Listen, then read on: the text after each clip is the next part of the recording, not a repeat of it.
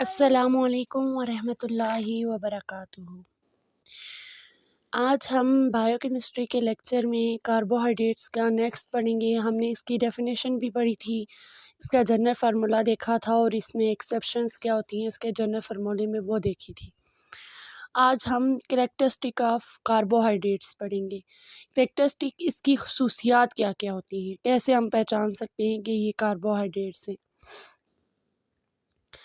इसमें आता है इन जनरल कार्बोहाइड्रेट और वाइट सॉलिड। सबसे पहली बात यह कि ये वाइट कलर के होते हैं और सॉलिड होते हैं। Sparingly soluble in organic liquid. Organic liquid में ये हल्के से सोलुबल होती है, हल होते हैं, हल्के हल्के। स्पेरिंगली का मतलब होता है हल्के से। But except for certain polysaccharide are soluble in. लेकिन कुछ पॉलीसेकेराइड जो होते हैं ये भी कार्बोहाइड्रेट की एक टाइप है। आगे इसकी क्लासिफिकेशन में हम इसको पढ़ेंगे। जो कुछ पॉलीसेकेराइड होते हैं वो वाटर में सोलुबल होते हैं, वाटर में हल होते हैं। Many carbohydrate of low molecular weight have a sweet taste. जो कार्बोहाइड्रेट जिनका मॉलिक्यूलर वेट लो होता है वो स्वीट इन टेस्ट होते हैं। जैसे जैसे इनका मॉलिक्यूलर वेट ज़्यादा होता जाएगा इनका ये टेस्ट लेस होते जाएंगे या इनका टेस्ट चेंज होता जाएगा। जो स्वीट टेस्ट वाले होते हैं उन सबसे कम वेट होता है। अब आगे आ जाते हैं इसका फंक्शनल ग्रुप ऑफ कार्बोहाइड्रेट। तो मैंने आप लोगों को इसकी डेफिनेशन में भी बताया था कि इसके दो फंक्शनल ग्रुप होते हैं, एक एल्डिहाइड ग्रुप और कीटोन ग्रुप। और इसको फंक्शनल बेसिस की, फंक्शनल ग्रुप की बुनियाद पर दो ही ग्रुप्स में डिवाइड किया हुआ है। फंक्शनल ग्रुप जो इसमें होते हैं एल्डिहाइड ग्रुप और कीटो ग्रुप की। जो आप लोगों को मैंने बताया था एल्डिहाइड ग्रुप जो होता है वो फर्स्ट कार्बन पे होता है। यहाँ पे लिखा हुआ है CHO। इसको आप लोग सीधा भी लिख सकते हैं, ये मैं आप लोग को पिक भेज दूंगी। It is on the first carbon. मैंने बताया था एल्डिहाइड जो होता है वो फर्स्ट कार्बन पे होता है और कार्बोहाइड्रेट जो कार्बोहाइड्रेट एल्डिहाइड ग्रुप के साथ होते हैं उसको एल्डोज शुगर कहते हैं। और कीटो ग्रुप, ये जो लिखा हुआ है RCR, आर का मतलब कोई भी अल्कलाइड चेन होगी, कोई भी चेन। यहाँ पे ये लंबी लंबी चेन्स होती है, CH3 CH2 मिथाइल इथाइल, तो ये सब चेन्स होती हैं। तो इसमें ये है कि ये सेकंड नंबर वाली, देखिए ये फर्स्ट ये है और फिर उसके बाद सेकंड नंबर वाला जो कार्बन है उस पे कार्बोनाइल कार्बन ऐड है।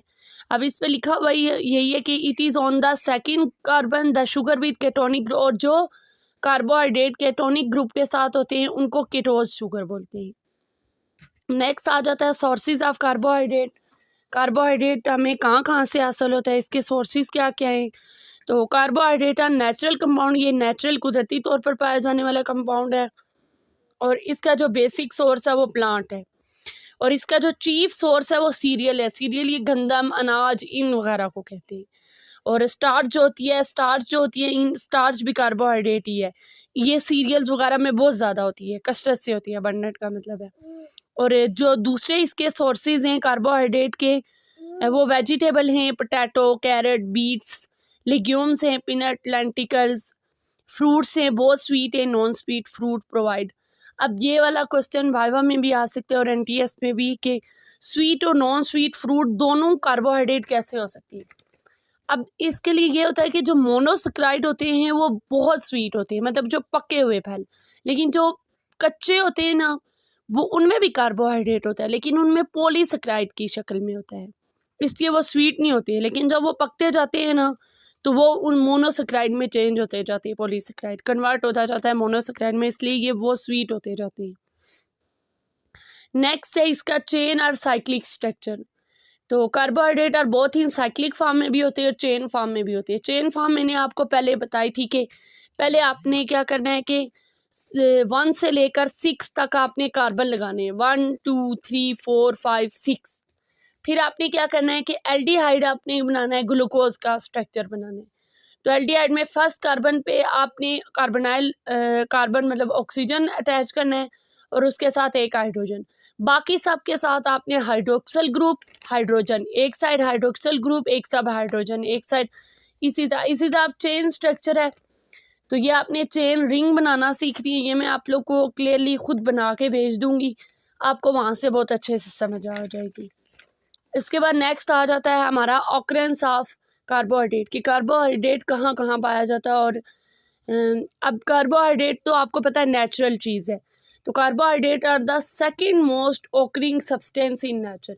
सबसे ज़्यादा दुनिया में पानी पाया जाता है, और वाटर के बाद जो दूसरी ज़्यादा पाई जाने वाली चीज़ है वो कार्बोहाइड्रेट है। और इसकी ये क्वांटिटी के बारे में हम इस बात से अंदाज़ा लगा सकते हैं कि जो प्लांट होता है उसकी जो सेलुलोज होती है प्लांट जो होता है वो सेलुलोज का बना होता है, और उसमें 50 to 80% जो सेलुलोज होती है वो कार्बोहाइड्रेट की वजह से होती है। उसके बाद आ जाता है नेचुरल प्रोडक्शन ऑफ कार्बोहाइड्रेट के ये नेचुरली कैसे प्रोड्यूस हो रहे हैं कार्बोहाइड्रेट्स। कार्बोहाइड्रेट जो होते हैं जो प्लांट का एक प्रोसेस है फोटोसिंथेसिस, उस रिएक्शन जिसमें प्लांट फोटोसिंथेसिस आपको पता ही होगा, प्लांट फोटोसिंथेसिस से अपनी खुराक तैयार करते हैं, तो उस अमल के दौरान जो है ये ग्लूकोज की फॉर्म में कार्बोहाइड्रेट बना रहे हैं। जैसे कार्बोहाइड्रेट और वाटर की ज़रूरत होती है इस रिएक्शन के लिए उन्हें, और क्लोरोफिल और सनलाइट की मौजूदगी में ये रिएक्शन करते हैं, और आगे हमें ये जो इन्होंने रिएक्शन बताया हुआ है CO2 plus H2O, carbon dioxide plus water. जब कार्बन डाइऑक्साइड और वाटर हम लोग जो कार्बन डाइऑक्साइड खारिज करते हैं वो लेते हैं प्लांट्स, और वाटर के साथ मिलके ये C6H12O6 ये ग्लूकोज का फार्मूला है, ग्लूकोज बनाते हैं और ऑक्सीजन को साथ में खारिज करते हैं जो कि हम लोग यूज़ करते हैं। तो इस तरह से ये नेचुरली प्रोडक्शन हो रही है कार्बोहाइड्रेट की नेचर में। उसके बाद आ जाता है carbohydrate major source of energy. Carbohydrate जो होते हैं वो एनर्जी का बहुत बड़ा ज़रिया है। कैसे? कार्बोहाइड्रेट और मैक्रोन्यूट्रिएंट। कार्बोहाइड्रेट बड़े न्यूट्रिएंट्स में आता है कि हमारी जो डेली कैलोरीज़ है ना उनमें 55%, ये MCQs के लिए क्वेश्चन आ सकता है कि जो हमारी डेली कैलोरीज़ का 55% है वो कार्बोहाइड्रेट से आता है, और 1 gram of carbohydrate provide 4 calories, और 1 ग्राम कार्बोहाइड्रेट के 1 ग्राम में 4 कैलोरीज मौजूद होती हैं। नेक्स्ट आ जाता है when the molecule are oxidize so produce a high amount of energy. जब कार्बोहाइड्रेट के मॉलिक्यूल जो होते हैं ऑक्सीडाइज होते हैं, उनकी ब्रेकडाउन की जाती है ऑक्सीजन की, तो तब क्या होता है हाई अमाउंट में एनर्जी पैदा होती है। This is principal use by ये प्रिंसिपल कार्बोहाइड्रेट ऑक्सीडेशन का प्रोसेस यूज़ करता है और एनर्जी देता है हमें। द प्रोसेस ऑफ ऑक्सीडेशन, और कार्बोहाइड्रेट की ऑक्सीडेशन के प्रोसेस को रिस्पायरेशन कहते हैं, और इनमें ये रिएक्शन इन्वॉल्व होता है। ये रिएक्शन बिल्कुल फोटोसिंथेसिस के रिएक्शन का उल्ट है। जब हम ग्लूकोज प्लस ऑक्सीजन इनकी हम ऑक्सीडेशन करवाएंगे, इसमें से ऑक्सीडेशन करवाएंगे, इसमें एडिशन करवाएंगे ऑक्सीजन की ग्लूकोज के साथ, तो आगे क्या होगा? कार्बन डाइऑक्साइड प्लस वाटर बनेगा और एनर्जी रिलीज होगी।